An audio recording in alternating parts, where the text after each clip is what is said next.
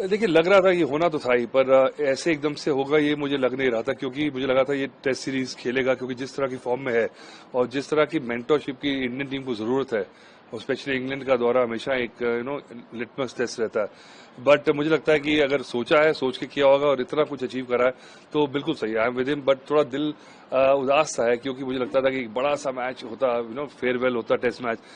Last दफा Indian team में Virat Kohli test match खेलता हुआ नजर आता तो मजा लगाता, पर बुरी यादें हैं कब से, जब मेरे पास पहली बार हमारी एकेडमी में आया था 12 साल का, तब से।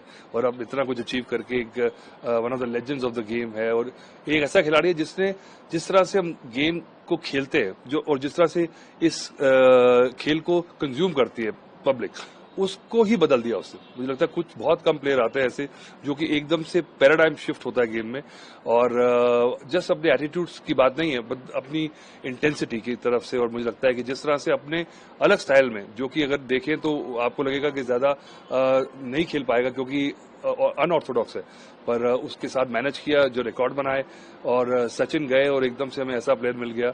और आई थिंक अब जिस तरह से टेस्ट क्रिकेट चल रही है, मुझे लगता नहीं कि हम ऐसा खिलाड़ी जो है, इतना कंप्लीट प्लेयर जो है, इतना कंप्लीट एक परसोना जो है, क्योंकि ना सिर्फ रन्स उनके आंकड़ों के बारे में बात नहीं कर रहा हूं मैं, एक परसोना जो होता है ना गेम के साथ, उसने फैंस को जोड़ा है, उसको लोग देखने आते हैं।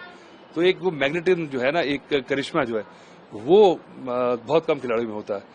तो hats off to what he has achieved, and I feel very proud कि मेरी एकेडमी का लड़का है, बचपन से देखा है। जब पहली बार रणजी ट्रॉफी खेला था, मैंने लड़के सिलेक्ट कराया था, क्योंकि अंडर 19 वर्ल्ड कप से आए थे ईशांत और ये, मुझे याद है। पर तो खिलाना नहीं चाह रहे थे क्योंकि अभी छोटे हैं अभी। मैं दे आर रेडी।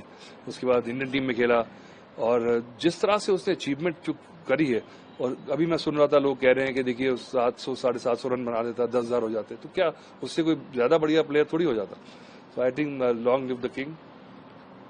सवाल सर ये है कि जिस तरह वो फोकस कर पाएंगे 27 का वर्ल्ड कप अगर खेलते हैं तो? मुझे लगता नहीं कि world cup to world cup वो प्लानिंग कर रहा है। मुझे लगता है कि अब उसको क्रिकेट के बाद भी जिंदगी होती है उसके, अब 2 बच्चे हैं उसकी जिंदगी है। I think he wants to enjoy also.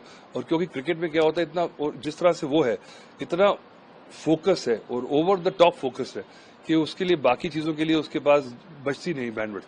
तो I think he has realise कि भाई अब इससे ज्यादा क्या अचीव करेगा।